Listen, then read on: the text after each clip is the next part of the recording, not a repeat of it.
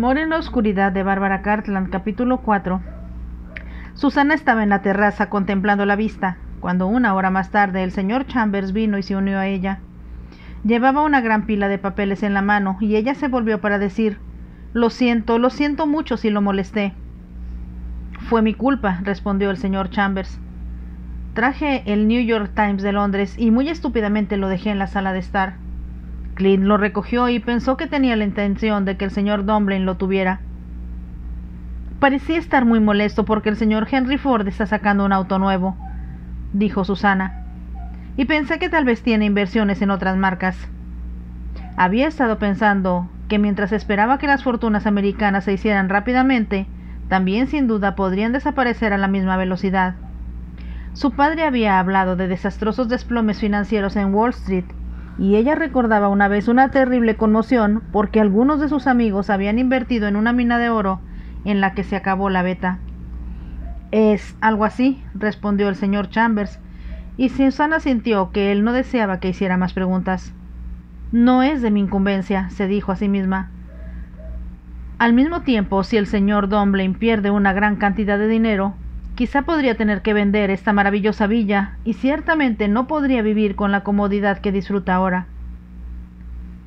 «Creo que al señor Dunblane le gustaría que volvieras con él», dijo el señor Chambers, «y sugiero que después del almuerzo, mientras él descansa, vayamos a Florencia y quizás podrás echar un vistazo rápido a algunos de los cuadros que estás deseando ver».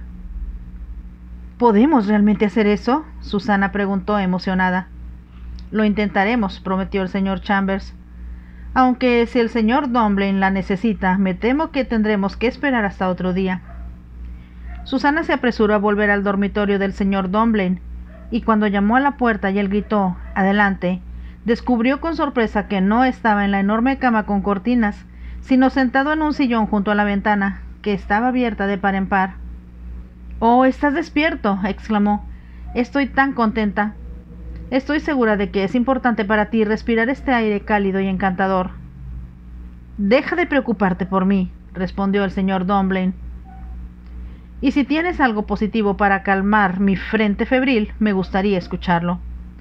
Susana lo miró un poco nerviosa, sintiendo que todavía estaba molesto.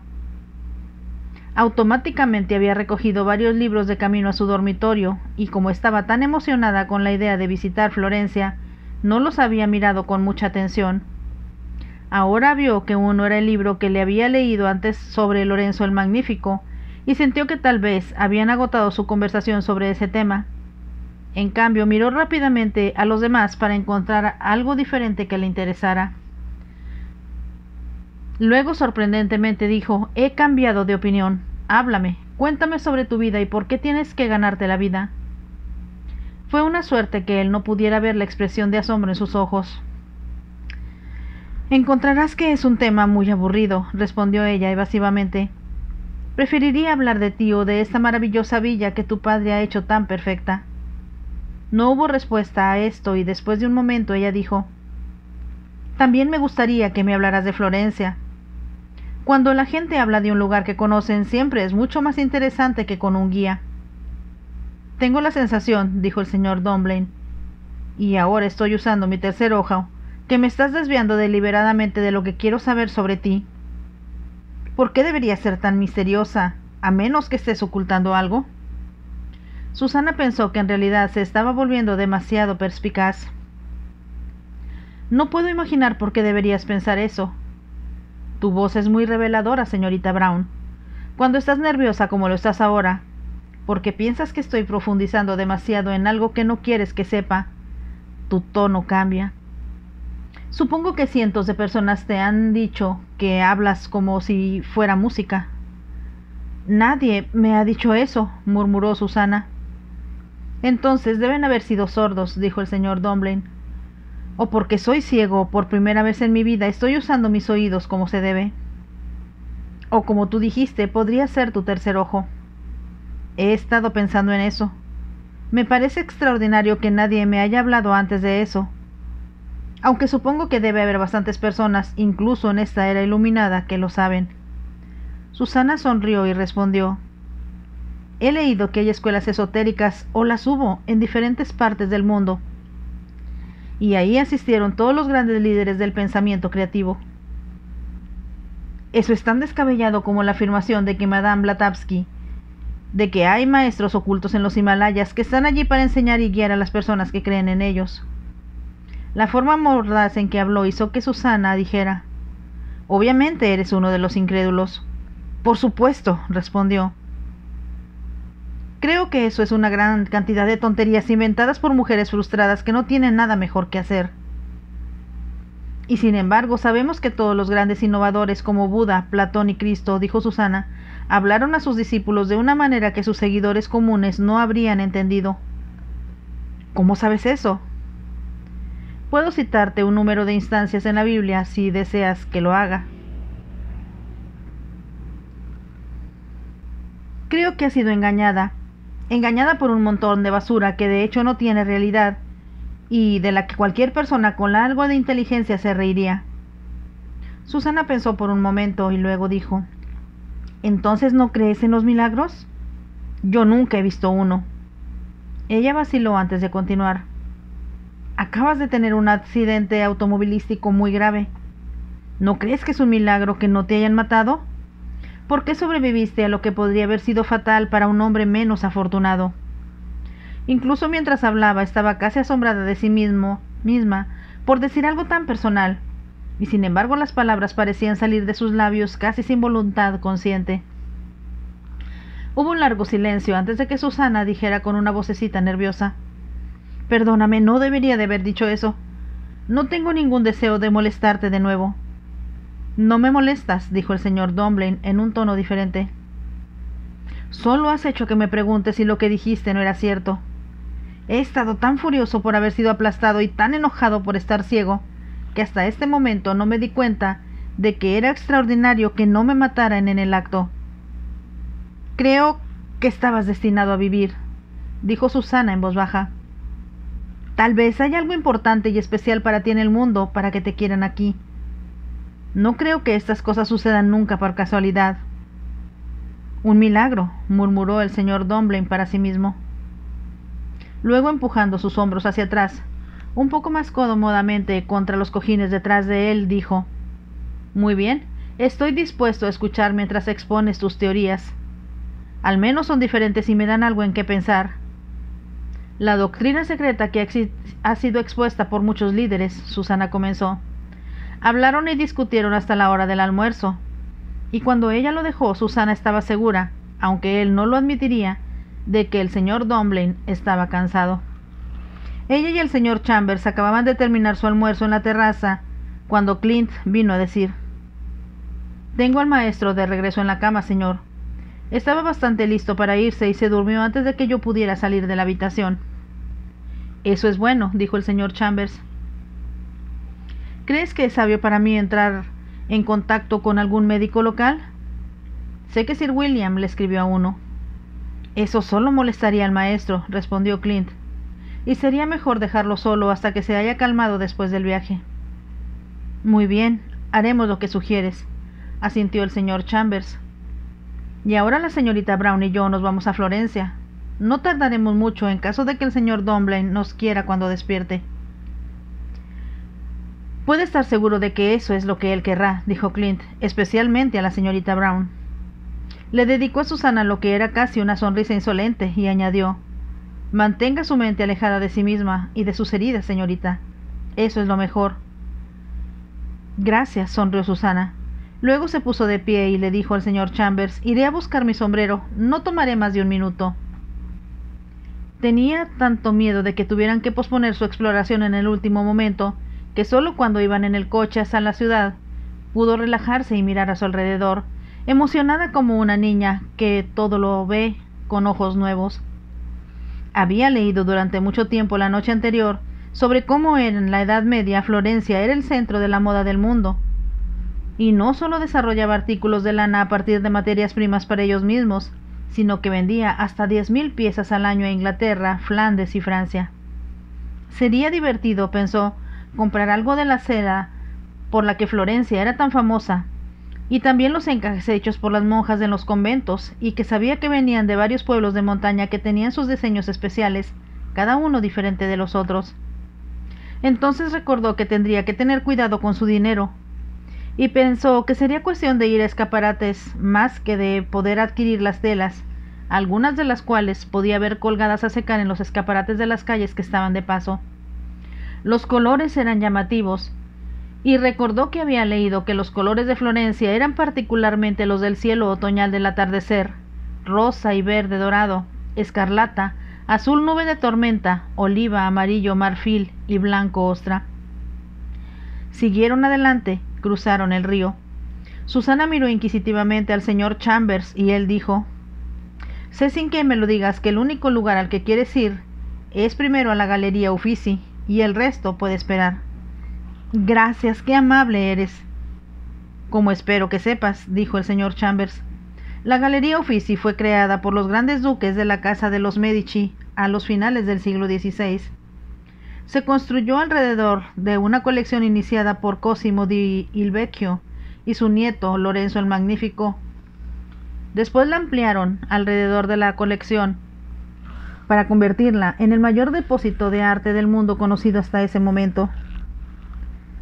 «En Florencia uno siempre regresaba», pensó Susana, «a Lorenzo».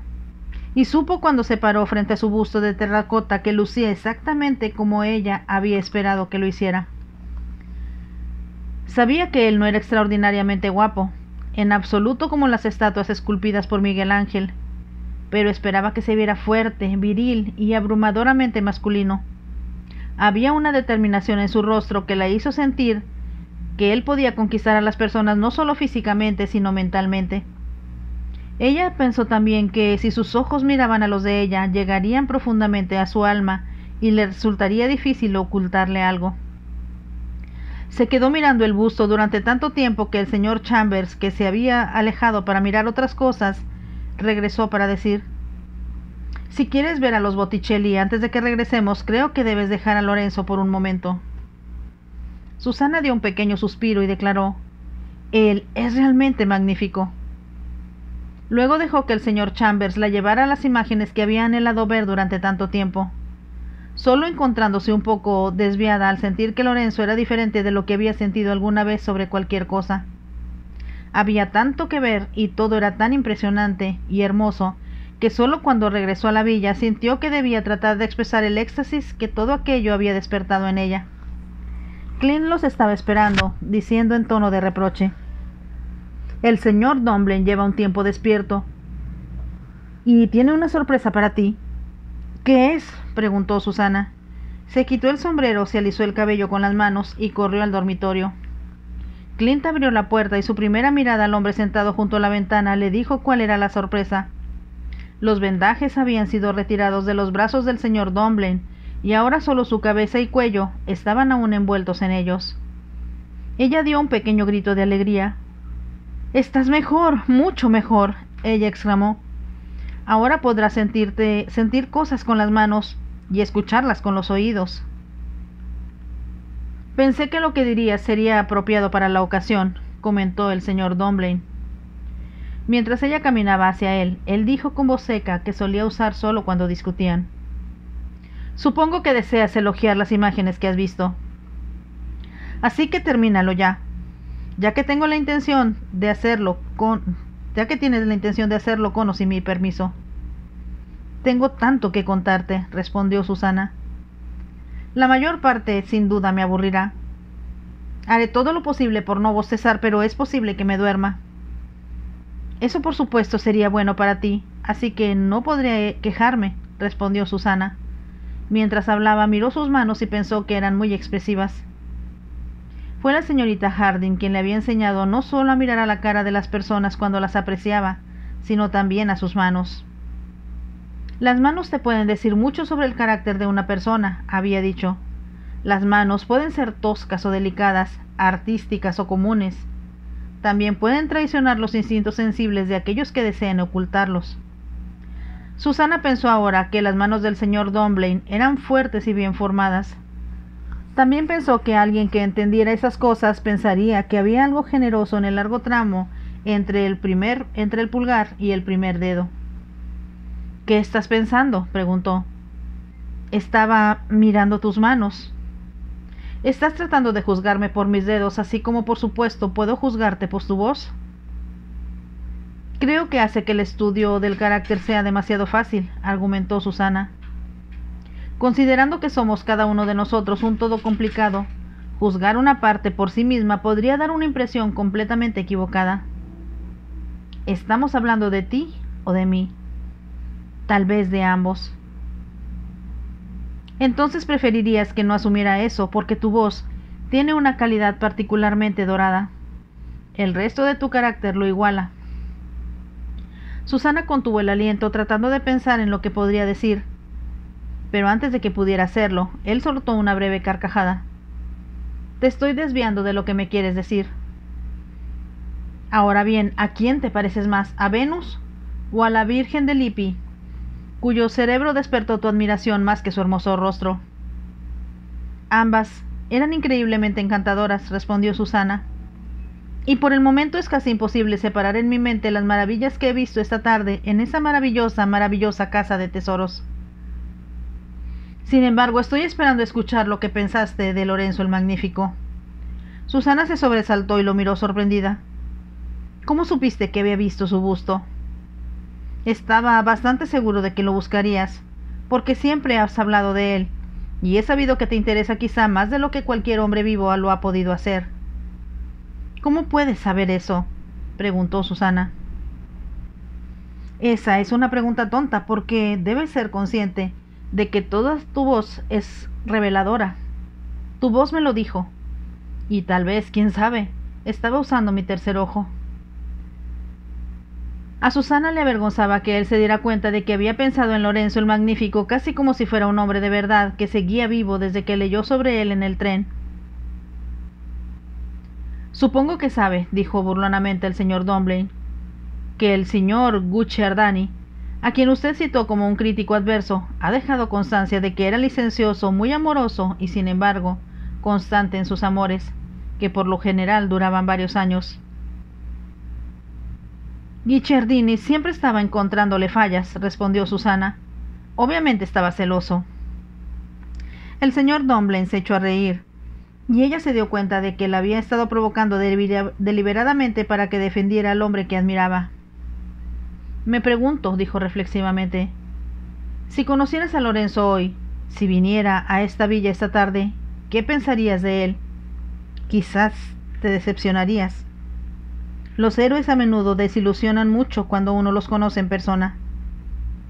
Debe haber sido como su busto, dijo Susana, y eso lo retrata como un hombre de aspecto masculino y muy fuerte. ¿Es eso lo que buscas en un marido? Te he dicho que nunca me casaré, respondió Susana, y no deseo hablar de eso. Entonces eres muy diferente de la mayoría de las mujeres, que no solo quieren casarse, sino que hablan de eso sin cesar. Debería estar agradecido de que soy diferente, señor. Me cuesta creer que debas adoptar esa actitud. ¿Algún hombre te ha asustado y te ha escandalizado, o tal vez te ha abandonado, de modo que sientes aversión por todo el sexo masculino? No es nada de eso, exclamó Susana. Es solo que sé que nunca me casaré. Bueno, eso es diferente. Lo que decías antes, o más bien lo que pensé que decías, era que tú no tenías deseos de casarte. Eso no es lo mismo que decir que no tendrás la oportunidad. ¿Debemos hablar de mí?, preguntó Susana. ¿Por qué no deja de interrogarme? Y yo le pregunto por qué no está casado. Esa es una pregunta bastante fácil de responder, dijo él.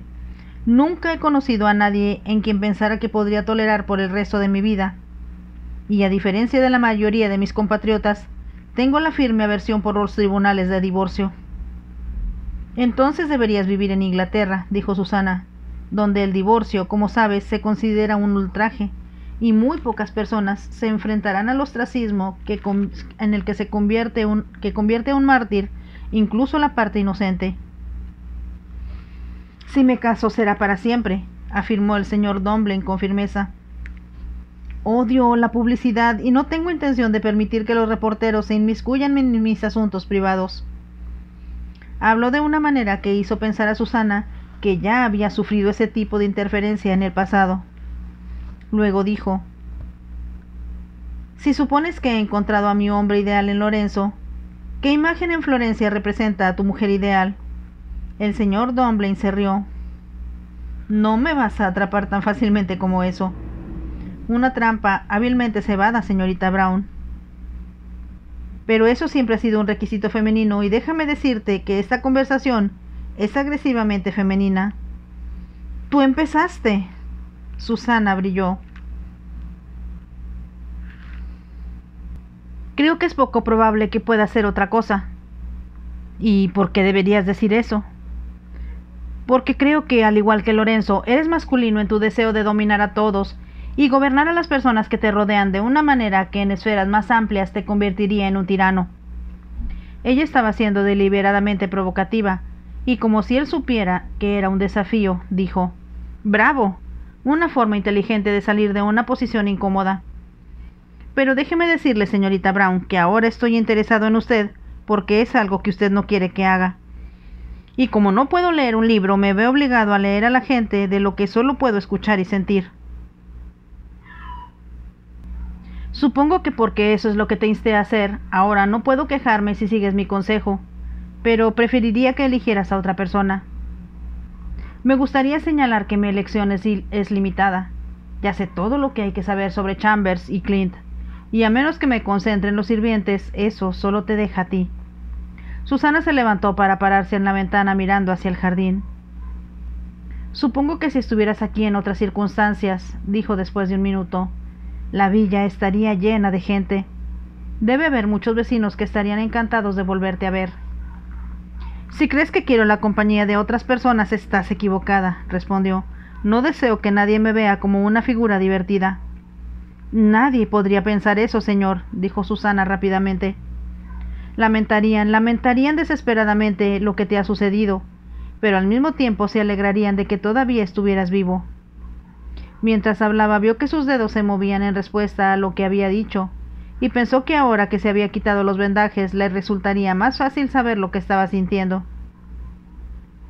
«Si estás mejor mañana», continuó, «podrás sentarte en el jardín. Entonces podrás oler las flores, escuchar el zumbido de las abejas y el aleteo de los pájaros en los árboles. Entiendo que me estás diciendo de que debo hacerme consciente. No puedo creer que seas tan obsuso que no lo notarías tú mismo sin mi ayuda». «Nunca he empleado a un lector antes», dijo, «y me pregunto a qué categoría pertenece un lector». Susana no respondió y continuó: «Me hablas de una manera muy diferente a cualquier persona de mi personal». Susana lo miró con aprensión. Lo siento si he dicho algo equivocado. Solo puedo excusarme diciendo que esta es la primera vez que me emplean como lectora. No me quejo, solo digo que es inusual. Lo que estás haciendo, señorita Brown, y creo que lo estás haciendo deliberadamente, es hacerme pensar. Me pregunto cuál de mis médicos te envió a mí. ¿Podría ser uno de esos psiquiatras que la mayoría de los estadounidenses encuentran tan indispensables? «No», le respondió Susana. «Yo solo vi el anuncio en The Times y vine a la mañana siguiente. Esperaba, cuando lo hice, encontrar que el puesto ya estaba ocupado». «¿Fue realmente casualidad? ¿Nadie te había sugerido que debieras ayudarme?» «Nadie». Mientras hablaba, Susana reflexionó, como lo había hecho tantas veces, sobre lo que estaba sucediendo en Lavenham House. Era muy consciente de que tanto su madre como su padre debían haber estado muy enojados por su comportamiento, y se preguntaba cómo estaban tratando de encontrarla. Si la encontraban, pensó Susana, entonces la batalla por su matrimonio comenzaría de nuevo, y sería muy difícil para ella escapar por segunda vez. Sintió que temblaba al pensar, y el señor Dunblane preguntó: «¿Qué te preocupa?» «Nada». «¿Cómo sabes que estoy preocupada?» «No voy a tratar de poner en palabras algo que puedes explicarme mejor que yo». Susana dio un pequeño suspiro. «Por favor, deje de ser perceptivo sobre mí, señor. Cuando traté de ayudarle contándole sobre el tercer ojo, no quería que lo dirigiera hacia mí». «Me estás ocultando algo a mí y quizá a los demás», dijo Dunblane. «¿Qué has hecho? ¿Cometiste un asesinato?» Susana se rió como si no pudiera evitarlo. No, no tan malo como eso. ¿Pero te estás escondiendo de algo, o tal vez de alguien? ¿Por qué tiene que hacerme tantas preguntas? Porque tengo poco más que hacer y también, si quieres la verdad, porque me interesas. Vamos a interesarnos en otra cosa, hay mucho más de qué hablar.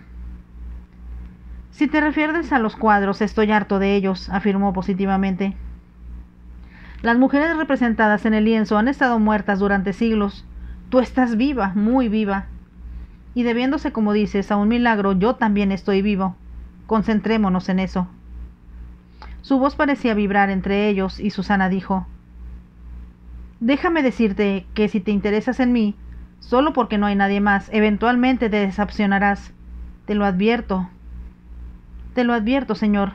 Olvídame. Mientras hablaba le llamó la atención lo imprudente que había sido al no decirle lo poco atractiva y sencilla que era cuando se conocieron. En cambio, ella le había permitido deliberadamente pensar que podría parecerse a la Madonna de Lippi, y ahora era demasiado tarde para retractarse. Explicar que ella era solo una chica gorda y sencilla a quien ningún hombre miraría dos veces, a menos que quisiera su dinero, era imposible. Miró las flores exquisitas bajo el sol, y se encontró preguntando en su corazón con una especie de agonía, ¿por qué no podía haber sido como ellas? Mamá es tan hermosa, papá es tan guapo, May es encantadora. Dios mío, ¿por qué solo yo soy la excepción? Mientras pronunciaba las palabras en silencio en su mente, sintió que sus sentimientos eran los mismos que el del señor Dunblane cuando gritó contra la oscuridad en la que no podía ver. La cruz que tiene que soportar, pensó Susana. Puede ser solo por un tiempo muy corto, pero la mía estará conmigo de por vida. Ven aquí, le dijo el señor Dunblane de repente. Con la voz quebrada en sus pensamientos, ella se volvió obedientemente y caminó hacia él. Dame tu mano, agregó y extendió la suya. Como él se lo pidió, Susana puso sus dedos en su palma. Ahora dime qué te molesta, exigió suavemente. Puedo sentirlo vibrar de ti, casi como si estuvieras sufriendo. Sus dedos revoloteaban en los suyos, pero él no los soltaba. Dime, insistió. Sintió como si él la estuviera dominando y obligándola a hacer lo que quería, hasta que con un pequeño grito le arrebató la mano. Tú me estás hipnotizando y yo estoy asustada. Ella se alejó de él para pararse una vez más en la ventana, y supo sin mirar atrás que su mano estaba abierta sobre la alfombra que cubría sus rodillas. Ella no estaba asustada por lo que él le había dicho, sino por lo que sintió cuando él la tocó. Era un sentimiento que nunca había conocido. Había pensado que se sentía impotente y dominada por alguien más fuerte que ella, y también había sentido otro sentimiento que no podía analizar ni tener ningún deseo de hacerlo. Hay algo que quiero decir, comenzó, pero en ese momento la puerta se abrió y Clint apareció con una bandeja. ¿Qué es?, preguntó el señor Dunblane. He traído su té, señor. Y el señor Chambers está esperando en la terraza a la señorita Brown.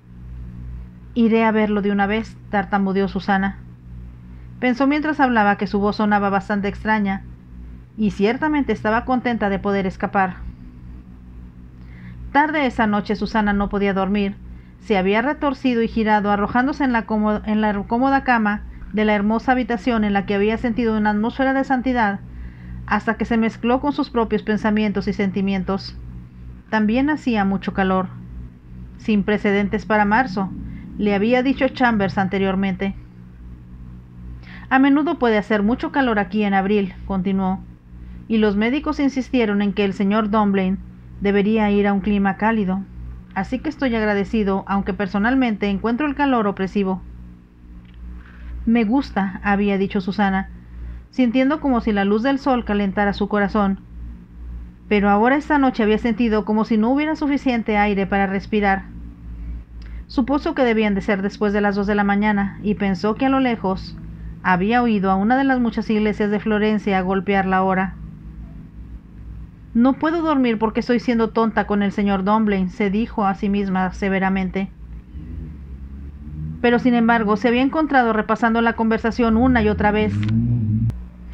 Sin embargo se había encontrado repasando su conversación una y otra vez, y sintiendo como si él estuviera confundido en su mente con Lorenzo el Magnífico. «Cuando le quiten los vendajes, ¿cómo se verá?», se preguntó.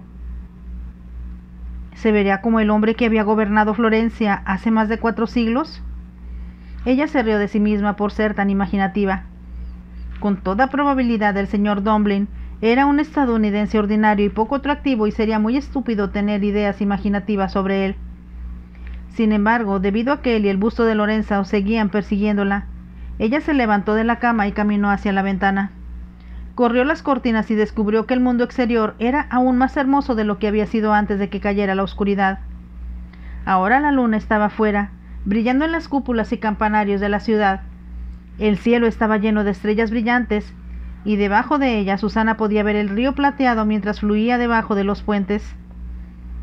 El jardín estaba lleno de misteriosas sombras oscuras, y sin embargo, era fácil discernir los cipreses y los parches de blanco donde crecían los lirios. La ventana estaba abierta y en un impulso Susana se puso su bata y, deslizando sus pies en zapatillas de suela suave, cruzó la terraza hacia la hierba aún más alta. El aire era cálido y pesado, y mientras se movía hacia las flores, había una fragancia perfumando la noche que parecía envolverla como si fuera parte de un sueño. Siguió caminando y de repente se encontró con un espejo que reflejaba la luz del cielo y las luciérnagas que flotaban sobre él, y se dio cuenta de que era la piscina. Luego respiró con la maravilla de ello, porque el aire estaba lleno de miríadas de luciérnagas parpadeantes. Su brillante belleza era como la galaxia de la Vía Láctea en lo alto, y entremezclada con las luces de Florencia debajo. Susana supo de inmediato que estaba en la tierra de las hadas. Tenía un encanto romántico que no había estado allí en el día, y Susana pensó que sus pies la habían llevado deliberadamente aquí para que pudiera bañarse secretamente, sola en la tranquilidad de la noche. La única persona que podría haber estado cerca era el señor Chambers, pero él le había dicho cuando ella le dijo buenas noches que estaba muy cansado. «No he estado durmiendo bien recientemente», dijo, «pero tengo la sensación de que esta noche voy a dormir durante 8 horas seguidas». «Lo siento si lo he hecho hacer demasiado hoy». «Fue un placer», respondió, «pero ha habido problemas con los asuntos comerciales del señor Dublin que, lo admito, me han pasado factura en las últimas semanas».